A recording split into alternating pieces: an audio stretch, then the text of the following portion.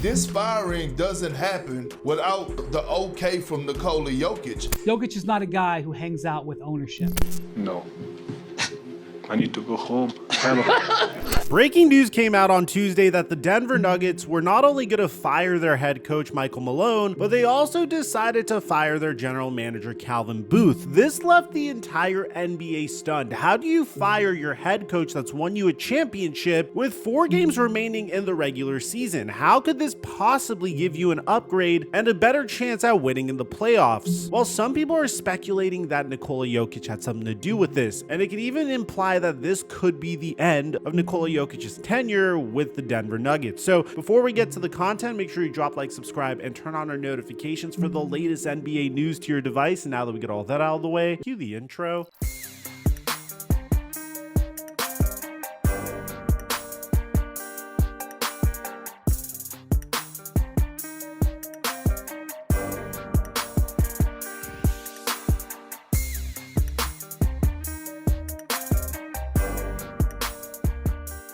We've been making a lot of money using my brand new live pick strategy on Prize Picks, and we're ramping up for the tail end of the NBA season. I give away my picks on Instagram at TheFlightMike and on Patreon at Microphone, and use my promo code Microphone to get $50 when you make a play of $5 or more. And thank you, Prize Picks, for the sponsor. Mic check 1 2 1 2. What's going on, everybody? We have a video coming out discussing the Shai Gilgeous-Alexander Nikola Jokic MVP race, and it's one of the closest races we've seen in recent NBA history. We published this video originally, then I realized I messed up on a part of the video, so we took it down very quickly. But to give you an idea of how crazy this MVP race is, take a look at the Denver Nuggets and the OKC Thunder with their respective MVP candidates. The Oklahoma City Thunder play like a 72-win team when Shai Gilgeous-Alexander is on the floor, but a 55-win team when he is off the floor. Shai is easily the best player on the best team in the NBA, but not only is he the best player on the best team in the NBA, he makes the OKC Thunder go from a 3 or a 4th seed to one of the best teams in NBA history, quite possibly the 2nd or 3rd best regular season team in NBA history. But when you take a look at Nikola Jokic, his impact on the Denver Nuggets is completely different. Without Nikola Jokic, the Denver Nuggets are in the Cooper Flag sweepstakes, but with Jokic, they're a potential 3 or 4th seed in the NBA. And this goes without saying, Nikola Jokic's numbers recently have been absolutely insane.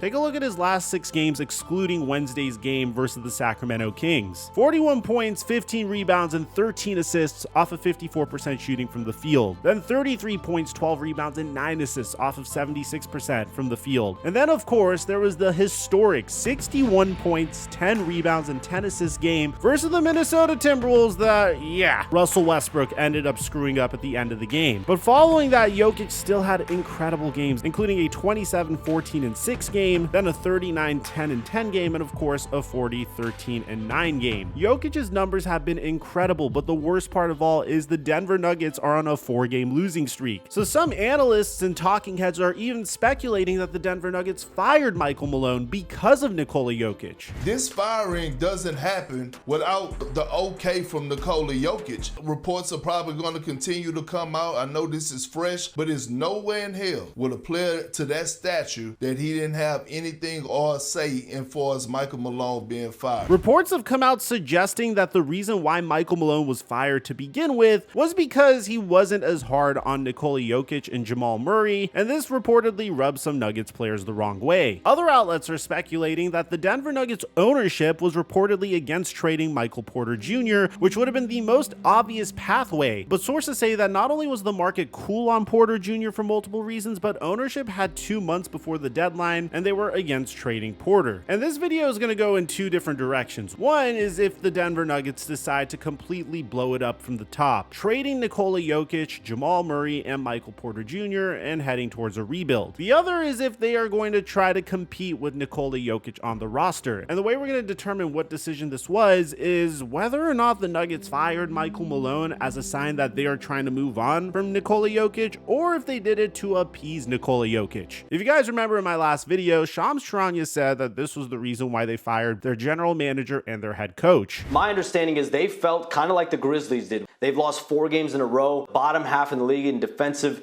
rating, and so they felt like the signs were there that this season was not going to end well. And obviously, if Michael Malone is coming out and calling out his players for not watching film, then it indicates that there's something deeper going on. It was a brutally honest message, and the guys that are full won't hear it. You know, they'll say coach is tripping. And the guys that maybe do really care will, because they're not going to go back and watch their minutes, because nobody watches their minutes, nobody watches film. So we'll have to show them the film. But on top of that, against the Golden State Warriors, Nikola Jokic looked very upset and visibly tired with the performance of his team. The Athletic speculates that Nikola Jokic was frustrated with the Denver Nuggets' defensive performance this season. League sources indicate that there has been significant frustration within the locker room at how the Nuggets were playing, particularly defensively. The Nuggets were just 20th in defensive rating. Jokic has been frustrated with the team's defensive commitment and performance this season. But at the same time, analysts are blaming Russell Westbrook for Michael Malone getting fired. I don't know, man.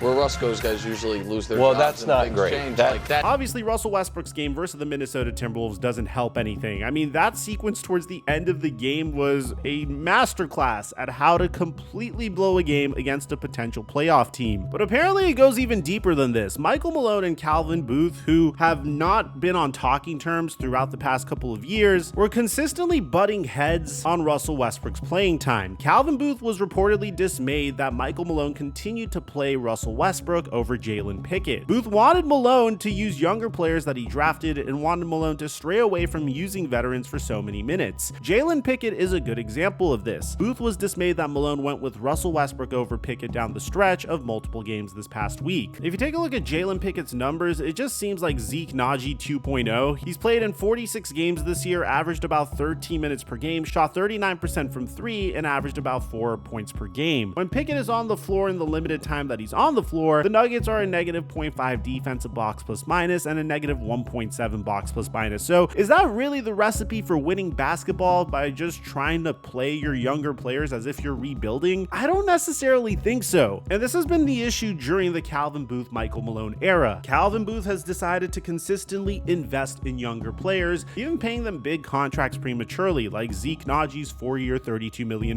contract, despite Zeke Naji averaging 4.2 points per game throughout his career. Bear in mind, he's played in 250 games, and this guy got a $32 million contract. This one contract prevented the Denver Nuggets from being able to retain KCP. And this is because Calvin Booth has consistently said that he wants to invest in younger players moving forward so the Nuggets could have dependable role players on their team for years to come. And in some cases, this has worked. Christian Brown has been a stud for the Denver Nuggets, but that's about it. And as a result of this philosophy, the Nuggets have been very, very thin. But now enough has been enough. The Nuggets have no depth anymore. Michael Malone has been fired, and so has Calvin Booth, which is leading everyone to ask one thing: what does this mean for Nikola Jokic's future? You're messing with Jokic's bleep here. Maybe we'll find out that Jokic was on board with this. If that's true, I would be stunned. Jokic is not a guy who hangs out with ownership. And Brian Windhorst is right. Nikola Jokic is the only superstar in NBA history that seemed visibly frustrated that he had to go to the Denver Nuggets championship parade. When is parade? Thursday. No. I need to go home. Hello. Throughout his career, Nikola Jokic has kept his head down and just focused on basketball. Would it really make sense that he would go behind Michael Malone's back to ownership and tell ownership that they should fire the individual that is responsible for his success? According to ESPN's Woody Page, who is a longtime Denver sports columnist and panelist on ESPN's Around the Horn, he says that it's my understanding from those that I talked to and trust that Stan Kroenke and Josh Kroenke didn't make the decision to fire Michael Malone without going to Nikola Jokic. I think that Jokic was frustrated by the players that he is surrounded with, by what's happened to this team, particularly defensively. Jokic likely gave his blessing as a last gasp effort to make something of a 2024-25 season that saw the Serbian star average a triple-double in his best season ever. But does that really make sense? Remember, Michael Malone is the only head coach that Nikola Jokic has ever known. He was responsible for taking him from a second-round round pick that was drafted during a Taco Bell commercial, to playing him over Yusuf Nurkic, which was the Denver Nuggets first round pick that year, to helping him emerge into an all-star in the 2019 season, telling him to lose weight during the COVID season, and developing him as a three-point shooter in the 2020 to 2021 season. Nikola Jokic is obviously credited for making these developments, but at the same time, when you realize how unique of a skill set Nikola Jokic is, a player that we've never seen before in NBA history. When have we ever seen a center with the playmaking ability of Nikola Jokic? Now imagine the proper head coach that could harness Jokic's abilities. Do you really think Nikola Jokic is going to go to ownership and say, hey, I'm not really liking what we're seeing on defense, we need to fire our head coach? Absolutely not. Nuggets ownership are hoping that these firings can supercharge the team, but you should make these firings in the offseason, obviously. And even Denver Nuggets owner Josh Kroenke doesn't really seem to know what he's doing. All he said to his team following the firing is play hard and have fun. So some fans are speculating that this is the Denver Nuggets realizing that there is no way that they could build around Nikola Jokic, which isn't necessarily true, but bringing in a new head coach after experiencing success with one head coach is a huge risk. So some fans are speculating that Nikola Jokic could get traded really soon. And the number one team that is the favorite to trade for Nikola Jokic is none other than the Los Angeles Lakers. And this isn't something I'm just pulling out of nowhere. This is according to The Athletic. The Lakers are favorites to be Jokic's next team in the wake of Nuggets coach Michael Malone getting fired. The basis for this is the fact that Luka Doncic and Nikola Jokic have a remarkable relationship with one another. But is this truly something that could happen? Well, the Los Angeles Lakers do have the assets to potentially make such a trade happen. Remember, the Lakers desperately wanted a center to pair with Luka Doncic following the trade. So they decided to trade Dalton Knecht and 2 future first-round picks in return for Mark Williams, but then said that Mark Williams failed his physical. But if you paid attention to the rest of the season, Mark Williams was more than capable to play the rest of the season for the Charlotte Hornets. So some fans are speculating that this was actually buyer's remorse by the Los Angeles Lakers. They felt like they were giving up way too much for Mark Williams, and they may have had a tip-off that Nikola Jokic might be available for grabs within the next year. So why would you give up multiple first-round picks when you can keep your picks and potentially pair Nikola Jokic with Luka Doncic?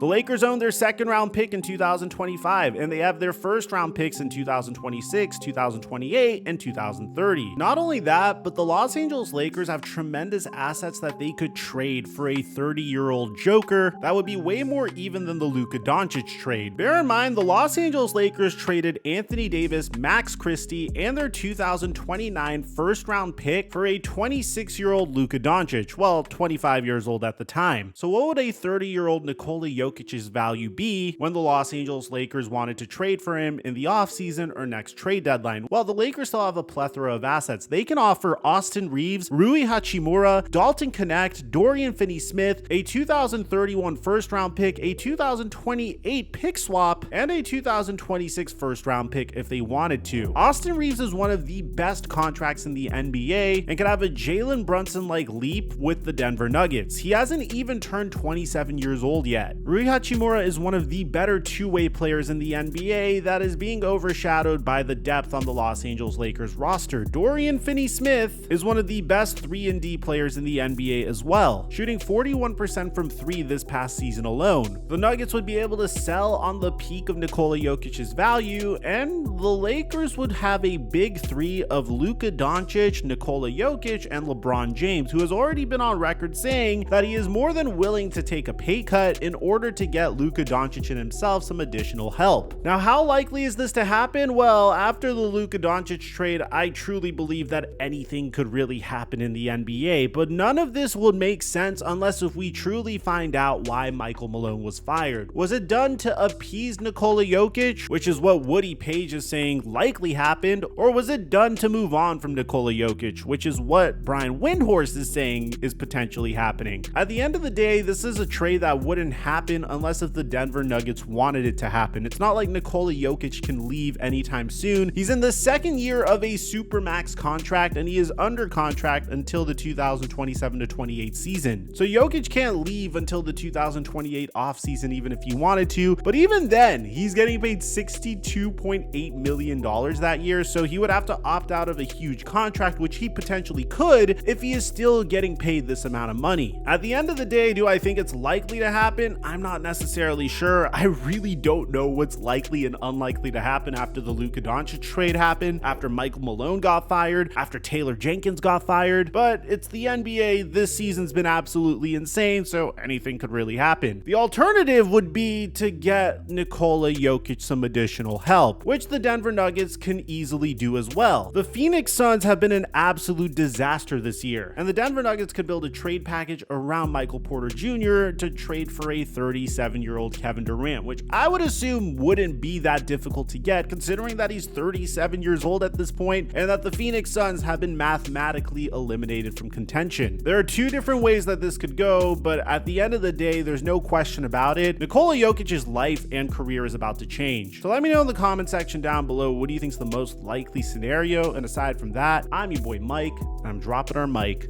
until our next upload.